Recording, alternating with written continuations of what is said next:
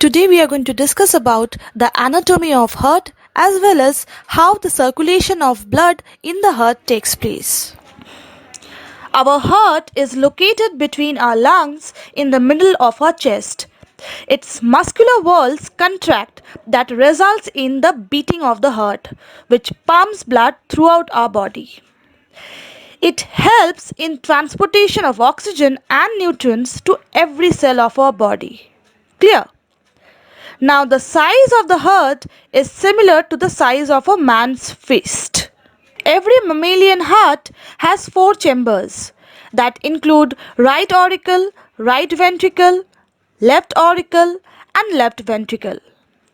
Both right and left atrium receive blood and both right and left ventricle pump blood.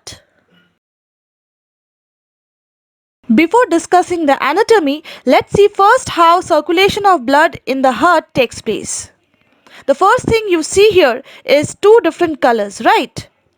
The blue represents deoxygenated blood, that means it is devoid of oxygen. And the red represents oxygenated blood, that means it has oxygen.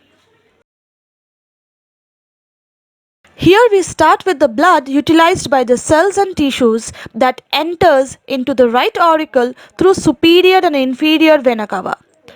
The blood will continue to pass through tricuspid valve into the right ventricle. The right ventricle is then going to pump the blood through the pulmonary valve into pulmonary aorta. Then the pulmonary aorta is going to pump the blood to the lungs so that the blood gets oxygenated again. This blood circulation that I have discussed here is the pulmonary circulation. The blood is then come to the heart after it receives oxygen from the lungs. The blood will come to the left auricle and then left auricle will pump the blood through the bicuspid valve or the mitral valve into the left ventricle. This left ventricle will send the blood through the aortic valve into aorta, then to the body cells ultimately.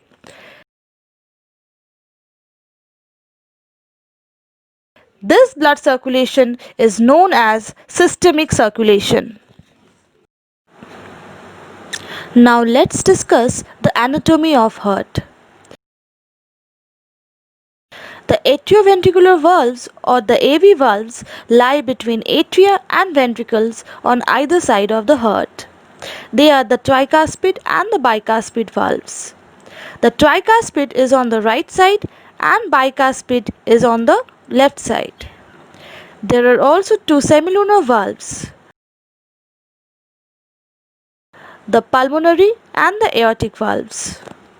Pulmonary valve is between right ventricle and the pulmonary trunk, whereas the aortic is between left ventricle and the aorta. When atrioventricular valves close, they prevent blood from flowing back into the atria when ventricles are contracting. Tricuspid has three flexible cusps or flaps and the bicuspid has two. Chorditendae are attached to the papillary muscles which lie in the ventricles. When these muscles contract, the white string-like chorditendae become tight.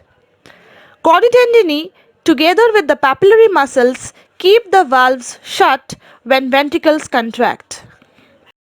Finally, let's see how altogether these chambers, muscles and valves work together. This diagram shows the blood entering the heart from the body. At this stage, oxygen is poor. After traveling to the lungs, it returns to the heart with oxygen-rich blood. The blood leaving the left ventricle is heading through the body. This process continues over and over again in order to deliver oxygen as well as nutrients to our body. I hope by now you have understood the different parts of the human heart as well as their functions. Thank you.